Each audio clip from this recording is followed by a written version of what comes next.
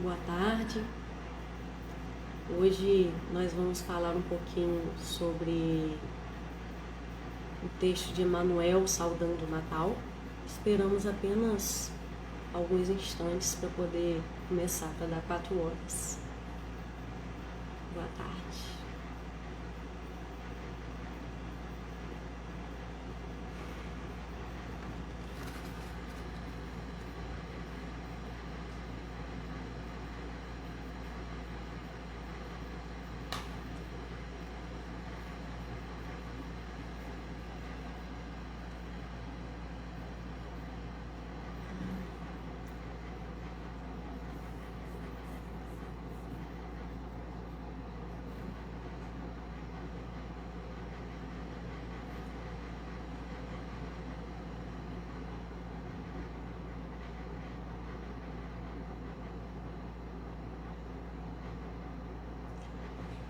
Então, meus irmãos, preparando os pensamentos para a reflexão dessa tarde, nós vamos ler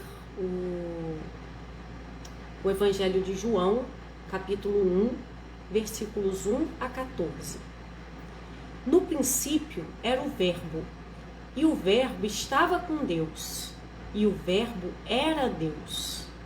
Ele estava no princípio com Deus. Todas as coisas foram feitas por ele, e sem ele, nada do que foi feito se fez. Nele estava a vida, e a vida era a luz dos homens. E a luz resplandece das trevas, e as trevas não a compreenderam. Houve um homem enviado de Deus, cujo nome era João. Este veio para testemunho, para que testificasse da luz, para que todos crescem por ele. Não era ele a luz, mas para que testificasse da luz. Ali estava a luz verdadeira, que ilumina a todo homem que vem ao mundo.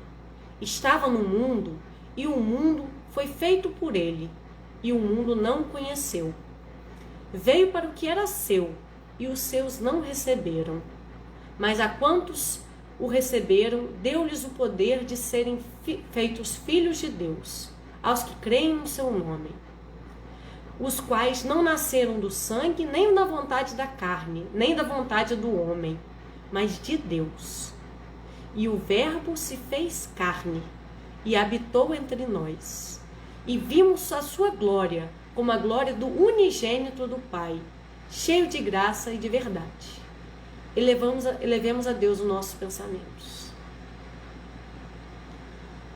Senhor Jesus, aqui estamos, Senhor, nesta tarde, no início do mês de dezembro, esse mês que nos suscita tantas reflexões, esse mês em que nos preparamos para o Natal, esse mês em que revisamos nossas atitudes, nossos hábitos, tudo que fizemos e tudo que aconteceu conosco durante todo o ano que se passou.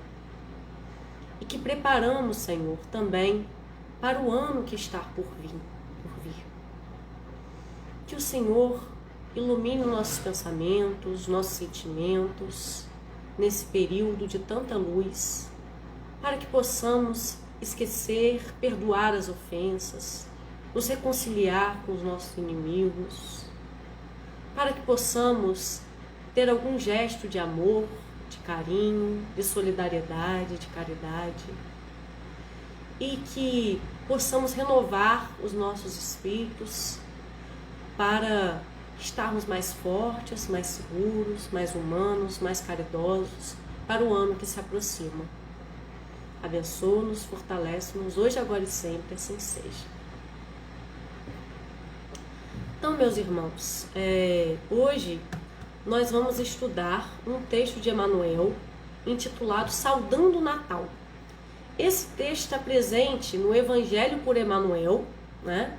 E ele se refere à passagem que está contida em Lucas capítulo 2, versículos 8 a 11, que nós já vamos ler.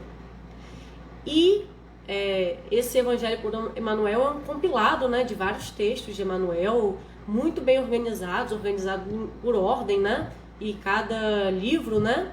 Esse é o de Lucas, né? Tem o de Mateus, o de Marcos, o de João, né? Os Atos dos Apóstolos, né? E aí separa-se na ordem, né? dos textos evangélicos e coloca-se as mensagens de Emmanuel explicando versículo a versículo, né? Então, muito interessante a forma de organização. E esse texto que foi inserido no livro Evangelho por Emmanuel, ele foi publicado inicialmente no Reformador, né? Em dezembro de 1968. E aí, meus irmãos, a gente vai ler, né, a epígrafe, né, o Evangelho de Lucas, capítulo 2, versículos 8 a 11. Nas proximidades havia pastores que estavam nos campos e que durante a noite cuidavam dos seus rebanhos. E aconteceu que um anjo do Senhor apareceu a eles e a glória do Senhor, reluzindo, os envolveu. E todos ficaram apavorados. Todavia, o anjo lhes revelou: não temais, eis que vos trago boas notícias de grande alegria, e que são para todas as pessoas. Hoje, na cidade de Davi, vos nasceu o Salvador, que é o Messias, o Senhor. Então, meus irmãos, ali os anjos, né, anunciam para os pastores, né, que eram tão discriminados, não, tão desprezados na época de Jesus, né, a vinda de quem? Do Salvador, né, aquele que veio nos salvar do pecado, da miséria, da morte, do erro, da maldade, o Messias, né, e o Senhor, o nosso Senhor, né, a quem devemos render toda a glória, toda a honra, né? Então, vamos à leitura do texto de Emmanuel. Ninguém se mostrou até hoje na terra sob tamanhos contrastes. Jesus Cristo, Senhor e servo. Então, olha que interessante. Ao mesmo tempo que Jesus era Senhor, né, um mestre, que tinha todo o poder do mundo, poder sobre o céu e sobre a terra, né, que era o Filho unigênito de Deus, né? O Filho único, né? Foi criado único por Deus, né? Como diz em João, né? Que a gente leu antes da prece, né? João, capítulo 1, versículo 14.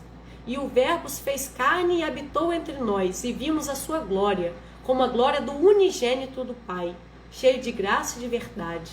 Então, Jesus é o unigênito do Pai, né? E Jesus também é o co-criador do universo, né? Ele não é um irmão que evoluiu ao longo de várias encarnações, não passou por todas essas etapas que nós estamos passando. Ele é o co-criador do universo. Então, Deus o criou e junto com ele, né, junto com Jesus, né, todo o resto, né, todos nós, todo o universo foi criado, né? E João também confirma, né, o que Pietro Baldi diz, que Jesus é o co-criador do universo, né?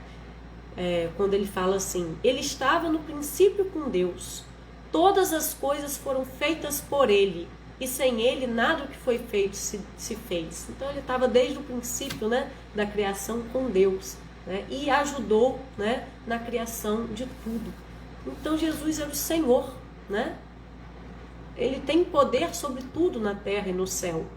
Mas mesmo sendo Senhor, mesmo na sua condição de Senhor, ele decidiu se fazer servo de todos e todas, né?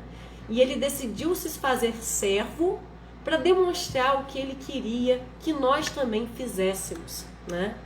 E aí, para ilustrar esse episódio em que Jesus pede para que sejamos servos, como ele também serviu a todos nós, serviu e serve a todos nós, eu queria relatar um trecho, né, do Evangelho, em que está em Mateus capítulo 20, né, em que a mãe de Tiago e João, né, solicita a Jesus, né, que na sua glória, né, no seu reino, um ficasse à direita e outros à esquerda de Jesus, né? Então queria garantir aquele lugar, né, privilegiado, especial para os seus dois filhos, né? Como qualquer mãe, né, que é o melhor para os seus filhos, ainda que para si mesmo ela não tenha pedido nada, né? Então estava mais preocupada com os filhos do que com ela mesma, né? E faz esse pedido um tanto quanto ousado, né, a Jesus, né?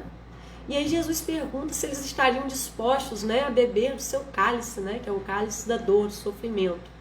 E eles respondem que sim, né? Então eles estavam animados, né, com aquela possibilidade de estar à direita e à esquerda, né, de Jesus. E aí Jesus falou que de fato eles beberiam, né, e beberam desse cálice, né, um cálice de muito sofrimento para todos os seus apóstolos, todos os seus discípulos, todos aqueles que decidem seguir de fato a Jesus. Tem uma cruz, né, para carregar, né? Porém, essa decisão de quem ficaria à direita e à esquerda não caberia nem a ele, né? Caberia ao Pai, né? E naquele momento os outros apóstolos se revoltam, né? Se revoltam com a mãe, né, de João e Tiago, né? A esposa de Zebedeu. Se revoltam com os próprios apóstolos, né? Que se animaram com a possibilidade, né? E, né, gera aquele movimento de inveja, né, de todo um queria ser o melhor, né, o maior que o outro, né, e o maior ou o melhor seria aquele que estaria situado à direita e à esquerda do Pai, né, aquele sentimento muito humano, né, todos eles demonstram essa coisa muito humana, né, de quererem ser reconhecidos, né, pelo que fazem, pelo que são, né, de quererem ser o mais amado, né, por Jesus, né, e tudo isso é muito humano, né, muito natural. Mas obviamente Jesus tinha a obrigação de dar uma lição, né, naquela situação, né, meio embaraçosa, né, que ficou. Então Jesus os chamou e explicou: sabeis que os governadores dos povos os dominam e que são as pessoas importantes que exercem poder sobre as nações. Não será assim entre vós. Ao contrário, quem desejar ser importante entre vós, esse o que deverá servir aos demais. E quem quiser ser o primeiro entre vós, que se torne vosso escravo. Assim como o Filho do Homem não veio para ser servido, mas para servir e para dar a sua vida como único resgate por muitos.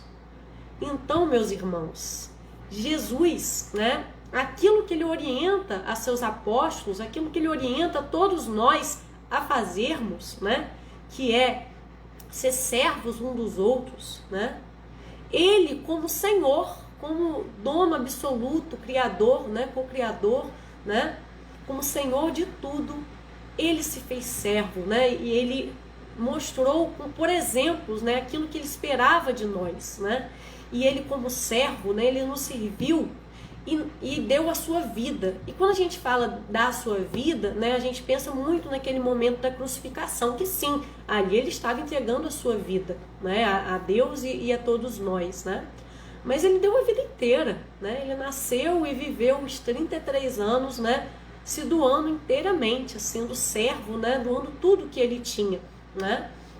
E aí, nos legando esse exemplo de que também devemos ser servos um dos outros, né?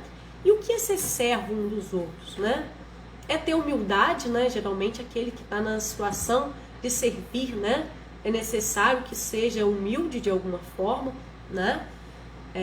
Que se coloque, né, à disposição para ajudar, inteiramente à disposição, né? E o servo é aquele, né, que quer o bem do outro, né? E o outro é o nosso próximo, todo o nosso próximo, né? Todas as pessoas, principalmente as pessoas que estão em sofrimento.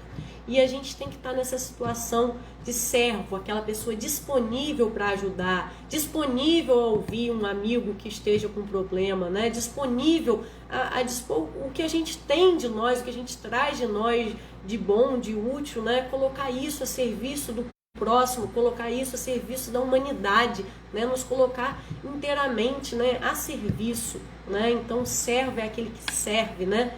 E aí eu lembro, né, que hoje em dia tem muitas críticas aos servidores públicos, né? Muitas pessoas jogando, né, contra os servidores públicos.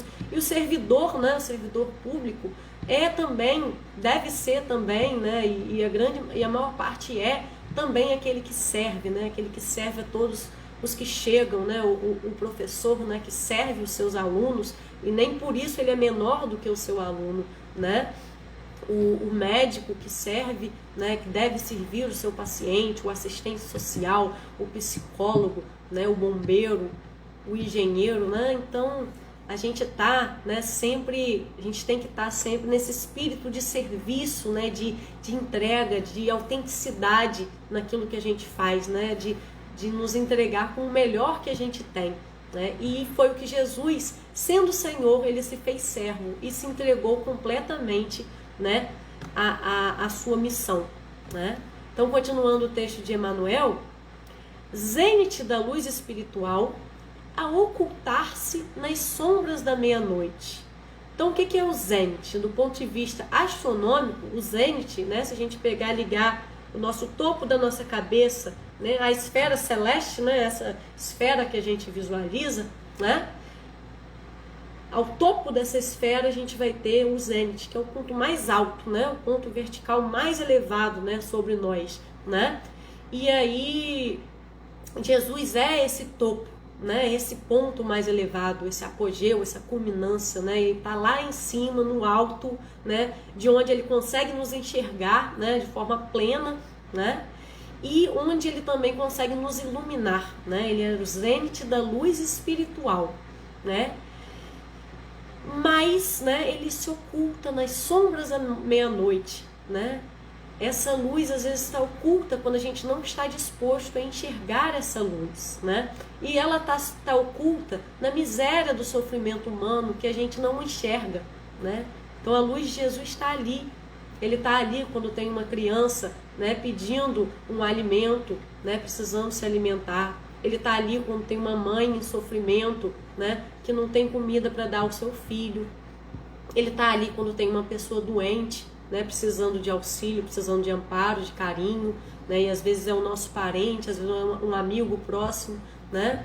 Ele está ali quando está uma pessoa com dificuldades espirituais, né, ou com problemas, questões psicológicas, né, e às vezes precisa que a gente dê um pouquinho mais de atenção, um pouquinho mais de carinho, não que a gente deboche daquela situação, né, não que a gente distrate uma pessoa porque ela está nos incomodando, né? Então Jesus, ele está oculto, ele é luz, mas ele está oculto também no sofrimento do nosso próximo, né? E a gente tem que olhar no olho do nosso próximo e enxergar a luz de Jesus, e aí a gente ajudar ao nosso próximo como se estivesse fazendo ao próprio Cristo, porque estaremos fazendo ao próprio Cristo, né? Tudo que a gente faz, né, qualquer um desses pequeninos que está sofrendo, a gente está fazendo ao Cristo. Então é aquela luz, né, do zênite, né, do apogeu, do topo, né, oculta nas sombras da meia-noite, né, nas sombras do sofrimento que a gente às vezes finge não ver, né? E aí, continuando, Emmanuel também diz que Jesus é exaltação e humildade. E aí, como a gente está falando de Natal, né, a gente pensa que ao mesmo tempo que a gente tinha, né, uma milícia de anjos celestiais cantando glória a Deus nas alturas, né? Paz na terra às pessoas, né? Boa vontade entre os homens. Então era um momento de glória, de exaltação, né? Tinha estrela, tinha os anjos, né? Tinha muita luz espiritual, né? Para quem tinha o poder de ver, né? Tinha o dom de ver. E ao mesmo tempo ele nasce numa estrebaria, né? E entre os animaizinhos, né, é colocado numa manjedoura, né, que era o coxo, né, onde ficavam os alimentos dos animais, porque não havia lugar para eles. Então, ao mesmo tempo, exaltação e humildade, né, porque a verdadeira exaltação, a verdadeira glória está na humildade, não está naquele que quer se mostrar demais, né? Então, a verdadeira glória da exaltação está na humildade, na humildade que Jesus demonstrou a vida inteira, né? Não tinha onde recostar a cabeça, né? E aí, continuando o texto de Emmanuel. Emissário de Deus em socorro dos homens, não teme acolher-se ao reduto dos animais para desvincular-se de todos os preconceitos dos homens, a fim de abraçá-los e servi-los sem distinção, por irmãos genuínos, e tanto quanto ele próprio, filhos de Deus. Então aqui eu queria destacar primeiro esse aspecto, né, que às vezes a gente pensa pouco, de Jesus nascer entre os animais, né? Não só a questão da humildade de Jesus, né, de nascer num lugar simples, né, mas ele nasce entre criaturas, né, que são criaturas de Deus e que também servem, né? Todos aqueles animais, né, assim como todas as criaturas, elas estão sempre servindo, né? E Jesus nasce no meio deles, exaltando-os também, né? E a gente pensar que esses animais são tão maltratados nos dias de hoje, né? O agronegócio, né? A indústria da carne, a indústria agropecuária, né? Não só ela mata os animais, né? Mas é uma vida de crueldade, a vida inteira eles sofrem, né?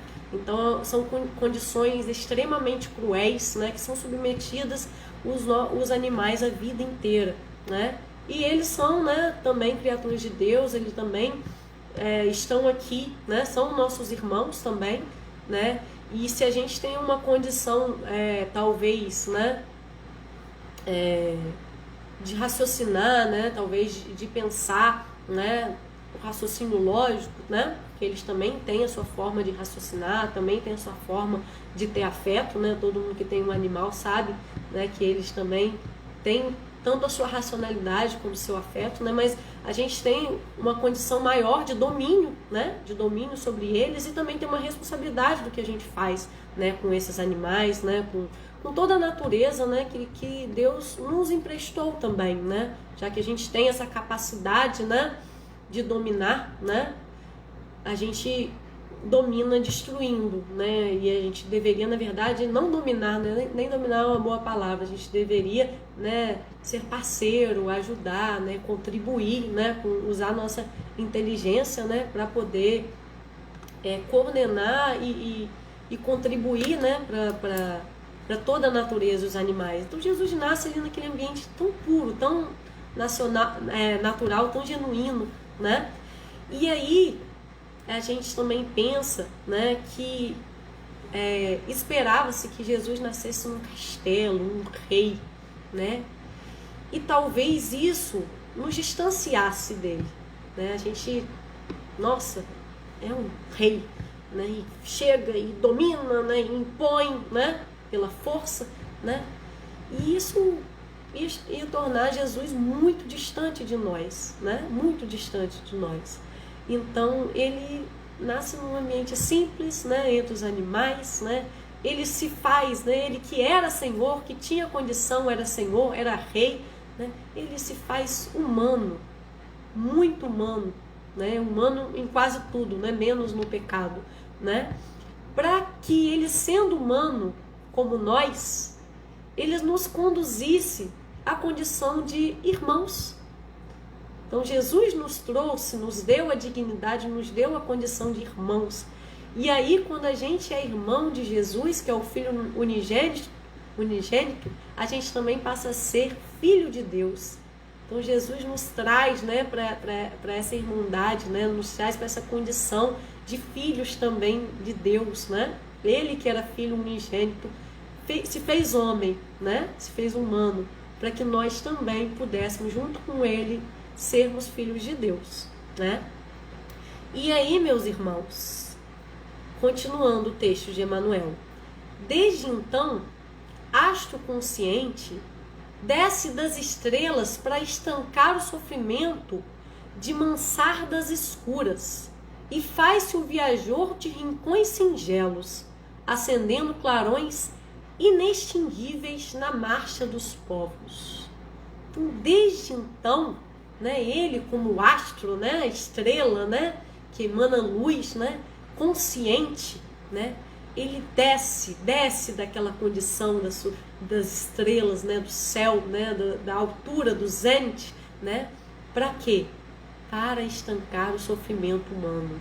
Desde então, ele permanece vindo, ele veio há 2000 anos, mas ele continua vindo, ele continua descendo, né, para poder nos consolar, para poder nos redimir, para poder tirar de nós aquele sofrimento imenso, para nos acolher, para nos abraçar, para nos carregar no colo, para nos reerguermos rumo à sua glória, né? Então, ele nos tira desse vale de sombras inferiores, né, para que possamos, né, nos reerguer e marchar, né, rumo à glória celestial. E Jesus permanece vindo, sempre, sempre, sempre, né? embaixador da misericórdia divina, sob o impacto da miséria humana, sol da vida, dissipando as trevas da morte, severidade de juiz à frente do mal, brandura materna ante aqueles que o mal encarcera por vítimas. Então, meus irmãos, Jesus traz misericórdia, né, que é trazer o coração, né, junto do sofrimento, né, junto daquele que sofre. Então Jesus traz misericórdia diante de toda a miséria, né? E aí a gente fala da miséria material, sim, né? Aquele que está sofrendo materialmente é um sofrimento legítimo, né? A fome, o desespero de não saber o que fazer, como o que dá comer os seus filhos no dia seguinte, é uma dor imensa. E Jesus traz misericórdia diante da miséria humana, né? E nos utiliza, né? Quando a gente puder, para aplacar essa dor. E também da miséria moral, da miséria espiritual, né? Jesus é misericórdia diante da miséria. Jesus também é luz diante das trevas, né? As trevas da ignorância, as trevas da maldade, as trevas do ódio, as trevas do rancor, né? Então essas trevas, né, que são uma negação, né, de tudo quanto Jesus nos oferece, né? Ele nos ilumina, né? E quando a gente enxerga a luz, né? A luz vai ser a sabedoria diante da ignorância, né? A bondade diante da maldade, o perdão diante do rancor, né? Do ódio, né? Enfim, então ele traz luz, né? Diante das trevas, né? Justiça diante da maldade, né? Então Jesus é aquele também que traz justiça, né? Para corrigir, né, os erros, os equívocos desse mundo tão cruel, tão injusto, né, que oprime tantas pessoas, oprime tantos grupos, né? E a gente fala, tem repetido muito isso, né? Porque as pessoas falam, vidas humanas importam. Claro que as vidas humanas importam, né? Mas tem algumas vidas que têm sido colocadas em risco, que têm sido agredidas, que têm sido desvalorizadas, né? Então, quando a gente fala todas as vidas importam, a gente não percebe que algumas vidas não estão em risco, que algumas vidas, né, têm os seus privilégios, têm as suas garantias, têm as suas seguranças, enquanto outras vidas estão sendo atingidas diretamente, né? Então, quando a gente fala de justiça diante da maldade, a gente fala do fim do racismo, né? A gente fala que as vidas negras precisam sim importar, e a gente precisa olhar com mais carinho para as vidas negras, né? Porque as vidas brancas não sofrem o que as vidas negras sofrem, né? Os corpos brancos não sofrem o que os corpos negros sofrem, né? Então, justiça é o fim do racismo, né? E o fim do racismo é a partir das cotas, é a partir das políticas afirmativas, é a partir da educação, para a gente poder tirar isso que está dentro de cada um de nós, né? Que nós somos, sim, racistas, né? Nós estamos impregnados nesse racismo que é estrutural, então a gente precisa desconstruir. Então, buscar justiça é buscar uma equiparidade entre os salários de homem e de mulher, buscar o fim da violência doméstica, né? O fim dos estupros, o fim das opressões, né? O fim das explorações sexuais, né? Sobre as mulheres, né? Sobre as crianças, né? Então, tudo isso é buscar justiça. E Jesus veio trazer isso, mas ele pede que nós os auxiliemos nessa tarefa, né? Nós temos que refletir a luz de Jesus no mundo que a gente está metido, né? E brandura diante do sofrimento. Nós temos que também, né, receber de Jesus, né? Temos que estar abertos para receber de Jesus, todos nós que sofremos, né? Receber o consolo, receber a reparação, receber a possibilidade de nós nos redimirmos diante dos nossos erros. A gente tem que aceitar o perdão de Deus, a gente tem que se perdoar, né, pelos nossos erros, né, e levar essa brandura, né, para o sofrimento do nosso próximo, né, tá sempre acolhendo o nosso próximo que precisa de nós, né, e tá com os olhos abertos, observando quem está passando pelo nosso caminho, né, que Jesus mandou para eu poder ajudar. Então, às vezes, a gente enxerga uma pessoa que bate a nossa porta, às vezes num horário incômodo, né? Num horário que a gente está almoçando, ou que a gente está, enfim, tomando banho, ou fazendo alguma coisa mais importante, dando uma aula online, enfim. E às vezes alguém nos importuna, né, nesse horário. Mas foi Jesus que mandou ele ali, para que a gente pudesse ser também, né, brandura diante do sofrimento, né? E aí, continuando, Jesus Cristo, o Salvador que não salvou a si mesmo, a fim de realmente salvar. Então, ele que criou o universo, poderia ter se salvado da cruz com grande facilidade. Poderia ter se privado de todo o sofrimento que ele teve durante toda essa vida, né? Mas ele optou não se salvar, ele optou se imolar, né? E com isso salvar a todos nós, né? Essa era a verdadeira salvação. Judas não compreendeu, ele tinha uma visão imediata e achou que Jesus teria que ali se salvar e promover uma revolução e libertar o povo judeu, né, que era um povo oprimido, mas não era aquela salvação naquele momento, né? Não era aquela salvação imediata, o reino, né, de Jesus não era do mundo, né? Então não era aquela salvação que seria dada naquele momento, né? Não era a salvação dos romanos, né? Era a salvação do pecado, da injustiça, da ignorância, da maldade. E Jesus se entregou a sua vida, né, para nos salvar, né, e cabe a nós fazer a nossa parte, né, porque o bote de salva-vidas já está aí, né, mas a gente tem que nadar até ele, né. E aí, continuando, no quadro de todos os triunfadores do mundo, ele é o supremo vencedor, porque deu a si mesmo pelo bem de todos, amando e servindo até a morte e além da morte. Então, de todos os reis, os guerreiros, os sacerdotes, os poderosos, os ricos, né? Todos esses que venceram diante do mundo, né? Jesus, na verdade, é o verdadeiro vencedor, né? Porque ele se entregou inteiramente pra gente, né?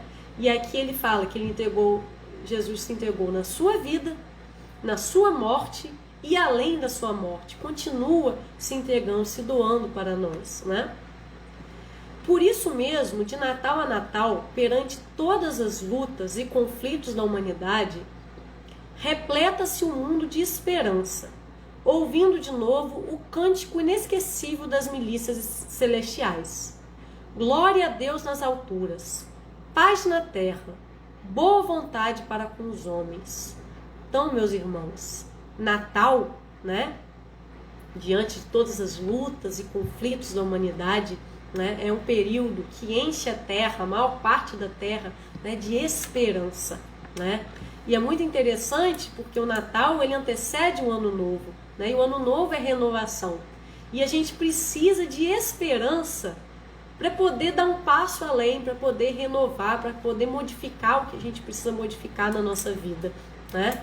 Então a gente tem que se agarrar nessa esperança que Jesus nos trouxe, né, para poder nos preparar esse mês para o Natal, para essa esperança e para poder nos preparar para o ano novo, né, para um ano melhor, né, para nós e para o nosso próximo. E que a gente ouça, né, os anjos, né, que venham aclamar sempre em todos os natais, para que a gente renda glória a Deus por tudo que Ele nos dá, por tudo que Ele nos deu sempre, né?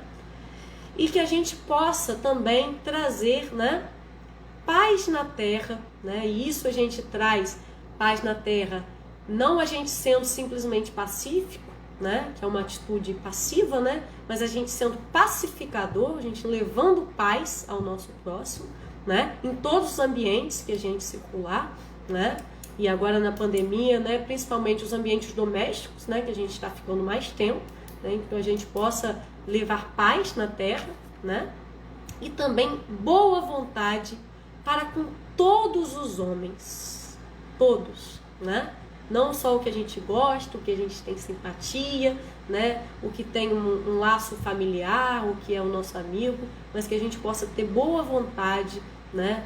Para servir, né? Para nos entregar também, né? Como Jesus se entregou a nós, né? Para que a gente possa ter essa boa vontade, esse amor ágape, né? Esse amor a todos os homens, né? Que Jesus nos abençoe. Vamos fazer a oração final. Senhor Jesus, neste mês em que comemoramos o seu Natal, só temos a agradecer-te, Pai, por ter descido à terra, esse mundo que impera tanta maldade, tanto sofrimento, por ter descido e nos confortado, consolado, ensinado, trazendo luz às nossas misérias, nos ensinando o amor diante do sofrimento do próximo, o perdão, clamando por justiça. Que possamos, Senhor, aproveitar os seus ensinamentos, aproveitar tudo que o Senhor nos entregou e entrega diariamente. Que possamos aprender de Ti, que é manso e humilde, e transformarmos o nosso coração e nos renovarmos, fazermos a nossa reforma íntima, nos preparando, Senhor, para o ano novo, para o ano de 2021, semeando sementes de bondade, de alegria, de paz. Acende, Senhor, em nós a chama do Teu amor, a chama do Teu carinho, da Tua paz, da Tua justiça, da Tua misericórdia. Fortalece-nos, ampara-nos e também a todos que estão sofrendo. Hoje, agora e sempre, assim seja.